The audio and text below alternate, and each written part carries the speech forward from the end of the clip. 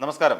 ഹരിയാന തെരഞ്ഞെടുപ്പിലേക്ക് മടങ്ങുകയാണ്. തെരഞ്ഞെടുപ്പിന്റെ ചൂടിലേക്ക് പൊയ്ക്കൊണ്ടിരിക്കുകയാണ്. ഇതിനിടയിൽ മല്ലികാർജ്ജുൻ ഖാർഗെ കഴിഞ്ഞ ദിവസം AICC ആസ്ഥാനത്ത് തങ്ങളുടെ പ്രകടന പത്രിക അവതരിപ്പിച്ചിരിക്കുകയാണ്.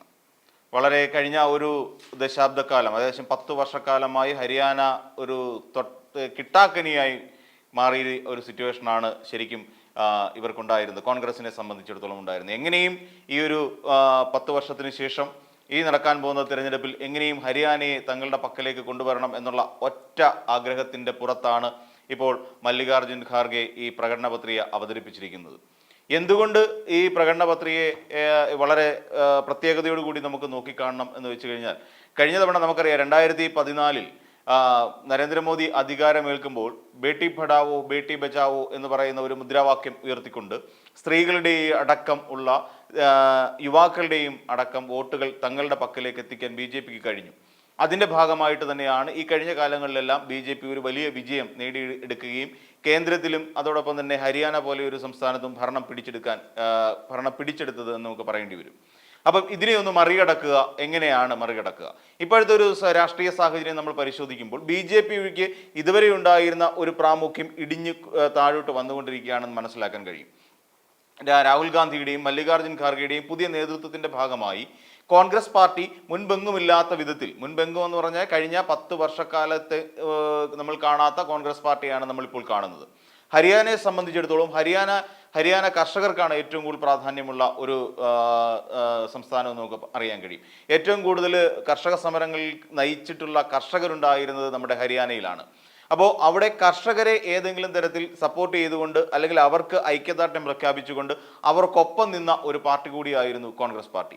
അപ്പോൾ അതുകൊണ്ട് തന്നെ കർഷകരുടെ അനുകൂല ഭാവം എപ്പോഴും നിൽക്കുന്നത് ഈ പറയുന്ന കോൺഗ്രസ് പാർട്ടിയോടൊപ്പമാണ്. അതോടൊപ്പം രണ്ടാമത്തെ മറ്റൊരു ഘടകം എന്ന് വെച്ച് കഴിഞ്ഞാൽ അവിടുത്തെ ജാട്ട് സമുദായത്തെ കയ്യിലെടുക്കാൻ കഴിഞ്ഞു എന്നുള്ളതാണ്.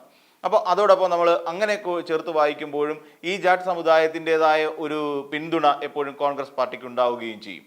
ഇപ്പോൾ ഈ അടുത്ത സമയത്ത് പാരീസ് ഒളിമ്പിക്സുമായി ബന്ധപ്പെട്ടും അതിന് ഏകദേശം 1 വർഷത്തിന് മുൻപ് തുടങ്ങിയ വിനേഷ് ഫോഗട്ട്, ബജ്രംഗ് പുനിയ തുടങ്ങിയ ആൾക്കാർ ഉയർത്തിക്കൊണ്ടുവരുന്ന ഒരു വലിയ വാദമുണ്ട്.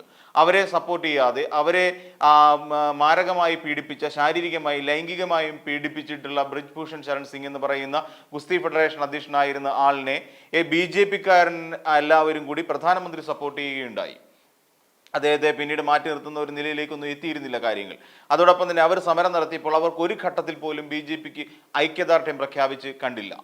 അപ്പോൾ ഇങ്ങനെ നിലവിലുള്ള സാഹചര്യം, അത് ബജ്രംഗ് പുനിയയും അതോടൊപ്പം തന്നെ വിനേഷ് ഫോഗട്ടുമൊക്കെ ഹരിയാനയിൽ കോൺഗ്രസ് ടിക്കറ്റിൽ മത്സരിക്കാൻ ഇറങ്ങുന്നതും ഒരുപക്ഷെ കോൺഗ്രസിനെ സംബന്ധിച്ചിടത്തോളം ആശ്വാസകരമായ ഒരു കാര്യമാണ്. അപ്പോൾ ഇങ്ങനെ നിലവിൽ എല്ലാ അനുകൂല ഘടകങ്ങളും ഒത്തുനിൽക്കുന്ന ഒരു രാഷ്ട്രീയ പാർട്ടി ഇപ്പോൾ കോൺഗ്രസ് ആണ് ഹരിയാനയിൽ. അപ്പം ഹരിയാനയിൽ അതുകൊണ്ട് തന്നെ വളരെ വിപുലമായ ഒരു പ്രകടന പത്രികയാണ് ഇക്കുറി മല്ലികാർജ്ജുൻ ഖാർഗെ അവതരിപ്പിച്ചിരിക്കുന്നത്. അപ്പോൾ അതിനകത്ത് സ്ത്രീകൾക്കും യുവജനങ്ങൾക്കും കർഷകർക്കും അവർക്ക് ഗുണം ലഭിക്കുന്ന തരത്തിലാണ് ഈ പ്രകടന പത്രിക ഡിസൈൻ ചെയ്തിരിക്കുന്നത് നമുക്ക് മനസ്സിലാക്കാൻ കഴിയും. ഏകദേശം 18 വയസ്സിന് മുകളിലേക്ക് പ്രായമുള്ള ആൾക്കാർക്ക് 2000 രൂപ ഒരു സഹായം എന്നുള്ള നിലയിൽ നൽകുന്നുണ്ട്. അതോടൊപ്പം 500 രൂപ ഗ്യാസുമായി ബന്ധപ്പെട്ടിട്ട്, നമുക്കറിയാം ഇന്ന് പാചകവാതക വില ഏറ്റവും ഉയർന്നു നിൽക്കുന്ന ഒരു അവസ്ഥയിലൂടെയാണ് നമ്മൾ കടന്നുപോയിക്കൊണ്ടിരിക്കുന്നത്. ഈ സാഹചര്യത്തിൽ 500 രൂപ ഗ്യാസ് കണക്ഷന് വേണ്ടി കൊടുക്കുകയും അതോടൊപ്പം 6000 രൂപ പെൻഷൻ, വിധവകൾക്കായി 6000 രൂപ പെൻഷൻ അനുവദിക്കുകയും ചെയ്യുമെന്നുള്ള വാഗ്ദാനങ്ങളാണ് ഇപ്പോൾ മുന്നോട്ട് വെച്ചിരിക്കുന്നത്. അപ്പം നമുക്കറിയാം ഇപ്പോൾ ഈ 2000 രൂപ അവർക്ക് അവർക്കൊരു പ്രതിമാസം ഒരു റവന്യൂ എന്നുള്ള നിലയിൽ നൽകുന്നു. അതോടൊപ്പം 500 രൂപ ഗ്യാസ് കണക്ഷൻ നൽകുന്നു. വിധവകളടക്കമുള്ളവർക്ക് 6000 രൂപ പെൻഷൻ നൽകുന്നു. നമ്മുടെ സംസ്ഥാന സർക്കാരിന് പോലും 1600 രൂപ കൊടുക്കാൻ വലിയ ബുദ്ധിമുട്ടുള്ള ഒരു കാലഘട്ടത്തിലൂടെ കടന്നു പോകുമ്പോൾ ഇതൊരു വലിയ വാഗ്ദാനമായി തന്നെ നമുക്ക് കാണേണ്ടി വരും. പണ്ടാരോ പറഞ്ഞ പോലെ വാഗ്ദാനങ്ങൾ നടപ്പിലാക്കാനുള്ളതാണോ എന്നുള്ളതൊക്കെ നമുക്ക് ഇലക്ഷന് ശേഷം നമുക്ക് മനസ്സിലാക്കാൻ കഴിയുന്ന കാര്യമാണ്. ഏകദേശം 1.97 കോടി ജനങ്ങളാണ്, വോട്ടർമാരാണ് ശരിക്കും ഹരിയാനയിലുള്ളത്. അതിൽ ഏകദേശം 53% വരുന്നത് പുരുഷന്മാരാണ് നമുക്ക് കാണാൻ കഴിയും. ഏകദേശം 1,50,000 വരുന്ന ആൾക്കാരാണ് അവിടെ പുരുഷന്മാരായിട്ടുള്ളത്. ഏകദേശം 92.51 ലക്ഷം സ്ത്രീകളും വോട്ടർമാരായിട്ടുണ്ട്. അപ്പം അതുകൊണ്ട് തന്നെ യുവാക്കൾക്കും പ്രാതിനിധ്യം കൊടുക്കുന്നുണ്ട്, സ്ത്രീകൾക്കും കർഷകർക്കും പ്രാതിനിധ്യം കൊടുക്കുന്നുണ്ട്. അപ്പോൾ അങ്ങനെ നോക്കുമ്പോൾ ഈ പറയുന്ന ലോക്സഭയിലും ഈ സ്ത്രീ സംവരണത്തെക്കുറിച്ചും അവർ വളരെ വ്യക്തമായി പറയുന്നുണ്ട്. ഏകദേശം 1/3 സംവരണം സ്ത്രീകൾക്ക് നൽകും എന്നുള്ളതാണ് അവർ ഉയർത്തുന്ന ഒരു പ്രധാനപ്പെട്ട കാര്യം. അത് ലോക്സഭയിലും അതെ, നിയമസഭയിലും അതെ. അപ്പം ഇങ്ങനെയുള്ള കുറേയധികം കാര്യങ്ങൾ ഇവിടെ പുതിയ മാനിഫെസ്റ്റോയിൽ അല്ലെങ്കിൽ ഈ പറയുന്ന പ്രകടന പത്രികയിലൂടെ കോൺഗ്രസ് മുന്നോട്ട് വയ്ക്കുന്നുണ്ട്. അപ്പം ഏകദേശം തൊഴിലില്ലായ്മ പരിഹരിക്കുക, അതാണല്ലോ ഏറ്റവും കൂടുതൽ ഒരു വലിയ ഒരു പ്രശ്നം എന്ന് പറഞ്ഞു കഴിഞ്ഞാൽ. തൊഴിലില്ലായ്മ എങ്ങനെ പരിഹരിക്കാൻ കഴിയും? അപ്പോൾ ഇതിനെക്കുറിച്ച് കൂടുതൽ ഊന്നൽ നൽകിക്കൊണ്ട് പ്രകടന പത്രിക പുറത്തിറക്കിയിട്ടുണ്ട്. ഏകദേശം 2 ലക്ഷം സ്ഥിരം ജോലി നൽകും എന്നാണ് ഇപ്പോൾ പ്രകടന പത്രികയിൽ പറഞ്ഞിരിക്കുന്നത്. നമുക്കറിയാം, നമ്മുടെ BJP സർക്കാർ അധികാരത്തിൽ കയറിയപ്പോൾ ഇവിടെ ഒരു തൊഴിലില്ലായ്മ പരിഹരിക്കുമെന്ന് പറഞ്ഞിട്ട് പോലും എത്രത്തോളം തൊഴിലില്ലായ്മ പരിഹരിച്ചു? കഴിഞ്ഞ ദിവസം ഒരു സർവേ പുറത്തു വന്ന സമയത്ത് GDP-യുടെ 70% GDP-ക്ക് സപ്പോർട്ട് ചെയ്യുന്നത്, അല്ലെ GDP-യുടെ വളർച്ചയ്ക്ക് സഹായിക്കുന്നത് ദക്ഷിണേന്ത്യൻ സംസ്ഥാനങ്ങളാണ് നമ്മൾ പറഞ്ഞിരുന്നു.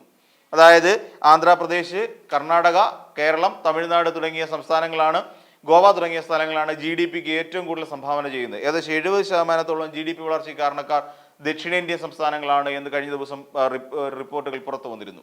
അപ്പോൾ ഈ സാഹചര്യം പരിശോധിക്കുമ്പോൾ എവിടെയാണ് യുവാക്കൾക്ക് ജോലി ലഭിക്കുന്നത് എന്ന് കൂടി നമ്മൾ ചിന്തിക്കേണ്ടിയിരിക്കുന്നു. അതായത് BJP പച്ചയ്ക്ക് ജനങ്ങളെ വഞ്ചിച്ചതാണ്, അല്ലെങ്കിൽ യുവാക്കളെ വഞ്ചിച്ചതാണ്.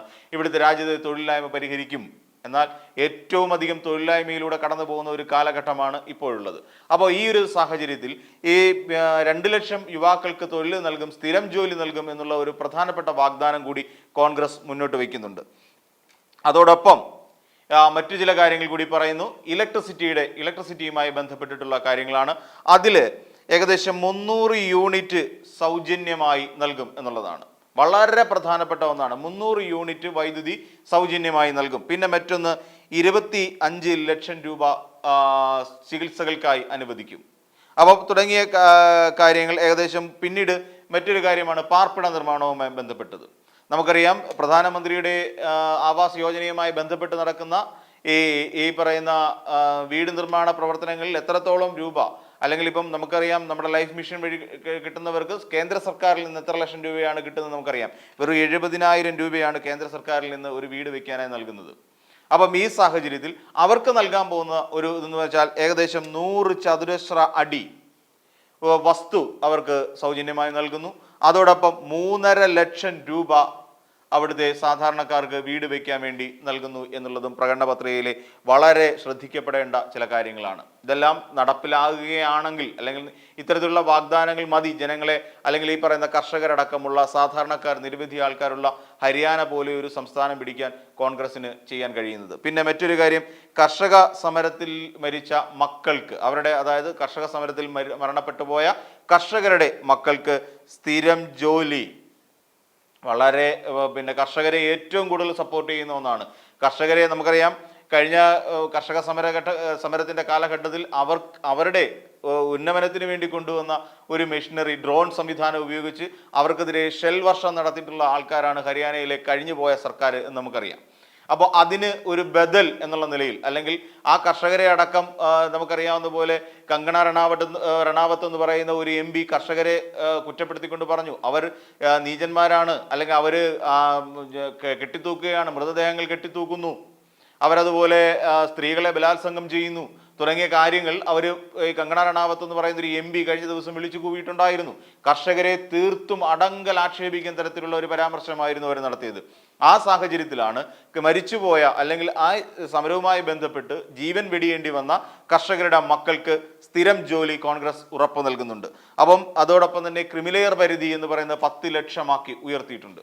അപ്പോൾ നിലവിലത്തെ ഇത്തരത്തിലുള്ള സാഹചര്യങ്ങൾ പരിശോധിക്കുമ്പോൾ കോൺഗ്രസിന്റെ ഇത്തവണത്തെ ഹരിയാനയിലെ പ്രകടന പത്രിക വളരെ വളരെ നല്ല ഒരു പ്രയോജനം ചെയ്യുമെന്നുള്ള കാര്യം തീർച്ചയാണ്. അതുകൊണ്ട് തന്നെ മല്ലികാർജുൻ ഖാർഗെയും രാഹുൽ ഗാന്ധിയും അടങ്ങുന്ന KC വേണുഗോപാലും അടങ്ങുന്ന കോൺഗ്രസിന്റെ ഒരു ഗ്രൂപ്പ് വളരെ ശക്തമാണ് എന്ന് തന്നെ നമുക്ക് കാണാൻ കഴിയും. അതോടൊപ്പം സമുദായങ്ങളെ തങ്ങൾക്കൊപ്പം നിർത്താൻ സാധിക്കുന്നുണ്ട്, അതോടൊപ്പം കർഷകരെ തങ്ങൾക്കൊപ്പം നിർത്താൻ സാധിക്കുന്നുണ്ട്, സ്ത്രീകളെയും യുവാക്കളെയും തങ്ങളിലേക്ക് ചേർത്ത് നിർത്താനുള്ള ശ്രമവും കോൺഗ്രസ് പാർട്ടിയുടെ ഭാഗത്തു നിന്നുണ്ടാകുന്നുണ്ട്. തീർച്ചയായും അതോടൊപ്പം തന്നെ മറ്റൊരു കാര്യം കൂടി നമ്മൾ മനസ്സിലാക്കേണ്ടത്, BJP-യിൽ നിന്ന് ഒരു വലിയ നേതൃനിര കോൺഗ്രസിലേക്ക് കുടിയേറുകയും ചെയ്യുന്നുണ്ട്. അപ്പം ഇങ്ങനെയുള്ള പരിതസ്ഥിതികൾ പരിശോധിക്കുമ്പോൾ തീർച്ചയായും ഇത്തവണത്തെ ഹരിയാന തെരഞ്ഞെടുപ്പ് കോൺഗ്രസിന് അനുകൂലമായി തന്നെ നിലനിൽക്കാനാണ് സാധ്യത. അതോടൊപ്പം BJP-ക്ക് വളരെയധികം ദോഷം ചെയ്യുന്ന തരത്തിലാണ് BJP-യുടെ പല പ്രവർത്തനങ്ങളും എന്ന് നമുക്ക് കാണേണ്ടി വരും. അപ്പോൾ എന്തായിരുന്നാലും നമുക്ക് ഇനിയുള്ള തെരഞ്ഞെടുപ്പിനെ കാത്തിരുന്ന് തന്നെ കാണേണ്ടി വരും. ആ തെരഞ്ഞെടുപ്പിന്റെ ഫലം എന്ത് തന്നെ ആയിരുന്നാലും നമുക്കത് അംഗീകരിച്ചേ മതിയാകൂ. എന്നിരുന്നാൽ തന്നെയും ഇപ്പോഴുള്ള ചില സാഹചര്യങ്ങളുടെ വിശകലനം മാത്രമാണ് നടത്തിയിട്ടുള്ളത്. ഈ വീഡിയോ നിങ്ങൾക്ക് ഇഷ്ടമായാൽ ലൈക്ക് ചെയ്യുക. കൂടുതൽ വീഡിയോകൾക്കായി യോഗനാഥം ന്യൂസ് ചാനൽ സബ്സ്ക്രൈബ് ചെയ്യുക.